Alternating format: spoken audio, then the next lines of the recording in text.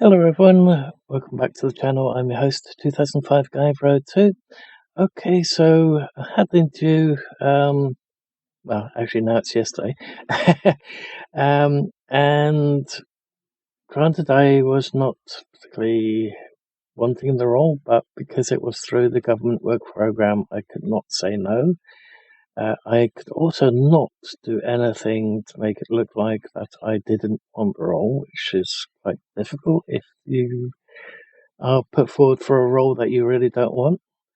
That said, the first thing that I noticed when I walked into the shop was there was no music playing in the background, so double thumbs up on that shop.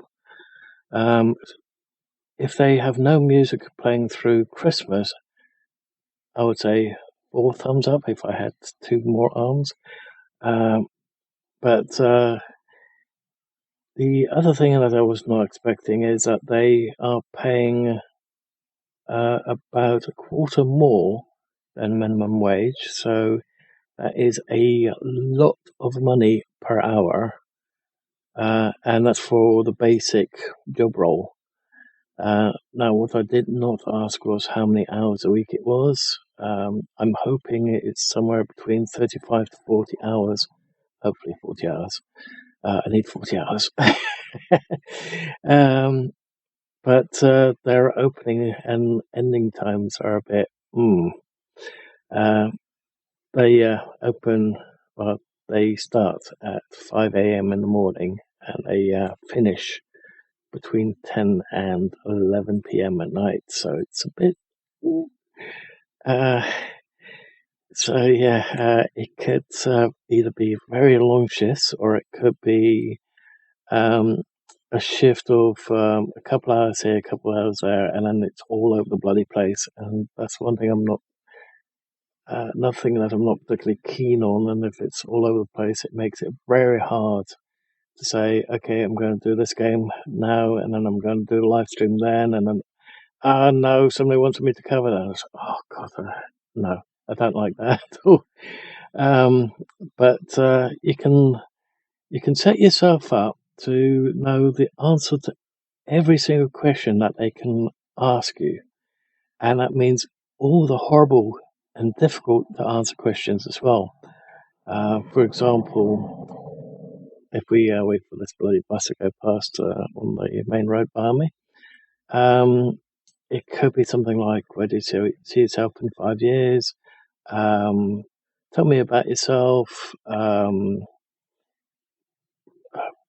Demonstrate how you'd sell this product. I hate that one. I absolutely hate that. There are a lot of really nasty and tricky to answer questions that any employer can ask.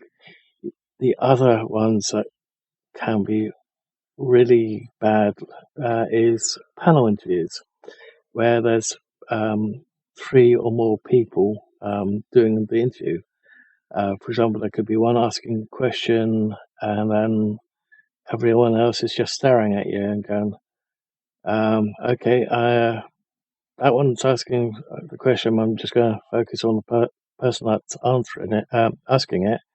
But if it's a case of they want me to answer it towards the manager, in my view, that's bad manners because that's aiming towards somebody else and not the person that asked the question. Another one of those ones that I absolutely hate. But this interview completely surprised the hell out of me. It was a one-on-one, and there was only two questions. Granted, one question a lot of people tend to struggle with, but I've trained myself on how to combat that question, sort of direct it slightly back at them so you get a little bit more information out of it before you actually answer it. And then the one question that I always freeze up on because my mind for some reason goes completely blank when I get answered that when I get asked that question. Oh no, there was one more question, and that's another one that I really don't like, and I think I stumbled on that one. So who knows? Maybe my deflection on that one worked. I don't know. But nothing ventured, nothing gained, and even if it's I don't get it because it's sorry, that was a mosquito. The first one I've seen so far around here. Um, Even for a job that I really could do without, but even if I do get it, like I said, it's more money. If I can get closer to home, there's that, then I can avoid a humongous amount of traffic. There's one road that is bumper to bumper traffic. I wasn't even sure that's even with an hour and a half, um, an hour and a half leave the door to get the interview. I'm surprised that even with an hour and a half, I almost got there late because of the damn traffic. Um, it it was yeah. Basically, my main goal was to walk around that store for about an hour to get a feel for the shop, see areas that they're lacking and stuff like that, and that I could pull that into the interview. But just barely managed to get in there, with about 20 minutes to spare, and give myself a good 10 minutes walk around to have a look, see what the store was like, and oh my God, was that store a mess. I would say about a good 20% of the products were all in the wrong places, or had other things in the places where they actually were. And wow, I went, God damn it! This has got to be the messiest store I've ever walked through. Granted, the last time I walked through that particular shop was when I was in Holland. And that was quite some. That was quite some time ago. That was at least 3, maybe 4 years ago. And that was the last time I actually set foot in one of those shops. But still, yeah. So I'm not sure if I got it or not. If I might get one that's closer or not. But even if I don't get it, it's an interview. I've put my best foot forward for it, even though sort of hoping don't get it, but who knows? I've uploaded the information to the job centre that I had it. I think it went well, and so on, and all the nightmares that I was having over the weekend because I had various health issues over the weekend where I went through my back, and with that I also went through my left knee, and lots of pain over the weekend. And then I started overcompensating on my right knee from my left, so my right knee started to hurt again. It's nothing but trouble when you get older, and you do have to watch out. So when you get older, when you're young, you do have to watch out not to overdo it on your knees with sports and stuff, and bending through the back instead of through your knees and stuff like that.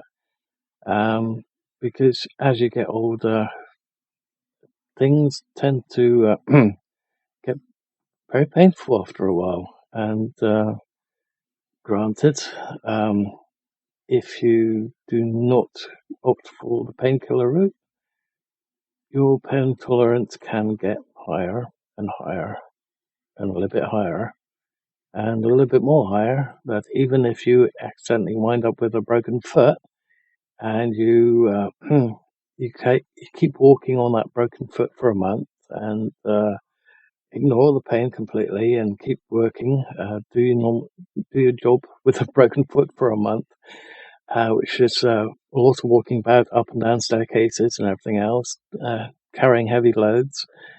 Um, you'll find out just how much pain tolerance you actually have, or can get after a certain time frame. But it's not something that I would highly recommend. If you do wind up with something broken and you are not allergic to gypsum, I definitely recommend going to A&E. Of course, there were other reasons why I was avoiding A&E like plague, and that's something to do with something that happened to me in Egypt when I was very, very young, and gave me severe PTSD. And it's something that always happens every time I go to A&E, and I have horrible, horrible, horrible time trying to suppress it. Yeah. But that said, we can only see what time brings. They didn't say an exact time as to when everyone was going to get notified if they did get the job, didn't get the job, or if they got a job closer to where they lived. Only time will tell, and well, either way, I'm fine with it. If I get the job and it's closer to home, I'm definitely I'm fine with that.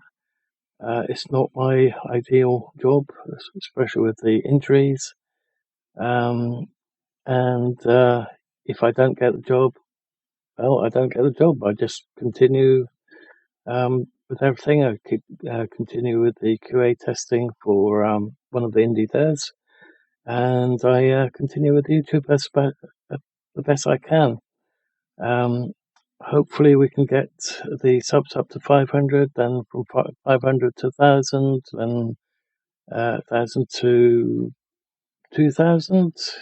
Can only hope. That said, I don't have any fresh videos to go up at the moment because I haven't gotten, didn't have the time when I got back to actually record a video, but we still have some footage from Dinkum, and I am still working on the footage for Medieval Engineers, so that stuff is also still in the pipeline to go up.